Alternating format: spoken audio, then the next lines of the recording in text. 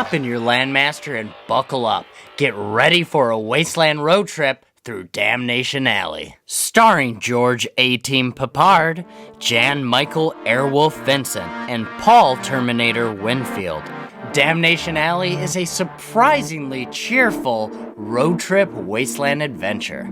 So what's this movie about? Let's hop inside the Landmaster to find out. This movie starts off by establishing a mad world. And when I say mad, I mean mutually assured destruction. Everybody and their mother be launching their nukes. George Peppard and our other main actors reside at a nuclear bunker silo.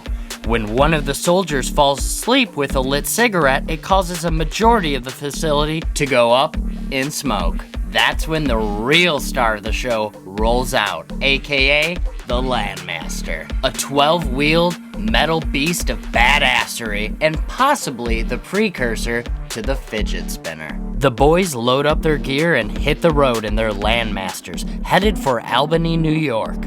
What could be better than a Mad Max tank of an RV?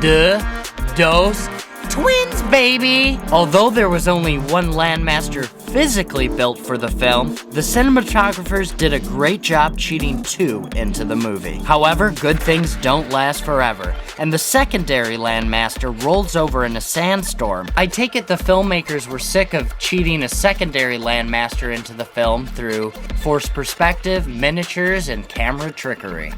Oh well, at least we got two on screen while it lasted. The crew encounters rad scorpions and armored rad roaches, along with a few raiders and a feral child. But other than one casualty, crew never feels in imminent danger. As an end-of-the-world movie, this is where it fails. Sure, the creatures are fun and cheesy, but the Landmaster makes them feel virtually invincible.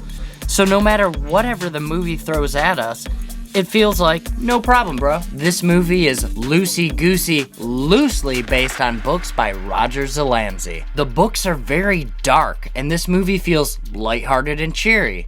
So needless to say, Roger was not impressed or very happy with the end product of this film. So what I'm trying to get at is this is an end-of-the-world movie that doesn't even succeed in feeling like the end of the world. However, it is a greatly entertaining movie that is worth a watch. It feels like something I would see on the Sci-Fi Channel as a kid at home taking a sick day from school. So on those notes, it's comforting and nostalgic. Damnation Alley is weird, wild, quirky, cheesy, but ultimately a lovable movie. It hits even harder if you've ever experienced Fallout New Vegas. Sometimes while rewatching this movie, I even entertain the idea that it could take place in the same universe. However, then I'm ultimately disappointed because they never run into super mutants or ghouls.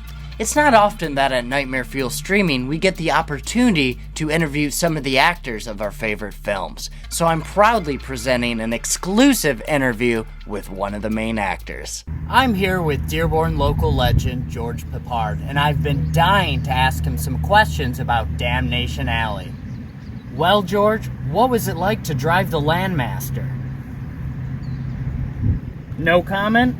Alright, back to you, Nick. Well, that didn't quite go as planned. I guess live and learn, or in this case, die and learn. The Landmaster isn't good on gas. However, it is good on hauling cargo and trivia, baby. The Landmaster was built by Jeffries Automotive. Its production cost $300,000 in 1976.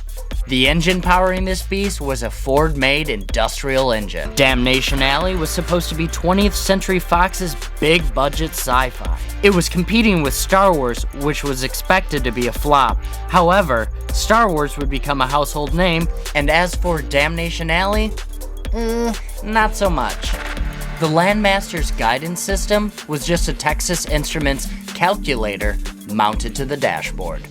Jan Michael Vincent did a majority of his own stunts involving the motorcycle, and according to my mother, he was a total piece of ass back in the day. The armor-plated cockroaches that appear in the film were a mixture of rubber cockroaches pulled on a mat, as well as 300 live Madagascar cockroaches. They were all male, by the way, because they didn't want an infestation on their hands, despite them portraying an infestation in the movie.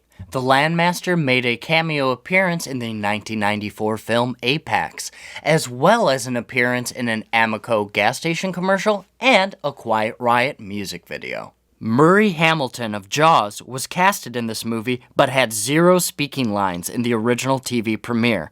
However, he did have lines in the theatrical cut. The tidal wave footage that appears in this movie was just stolen, appropriated footage from the movie Earthquake. If you've enjoyed today's content, be sure to like, subscribe, and drop a comment in the back of the Landmaster. Tune into our sister series, Tape Tomb, starring Larry Downs. He's constantly adding new tapes to the tomb. I'm Nick Haskin of Nightmare Fuel Streaming, and until next time, stay spacey, friends.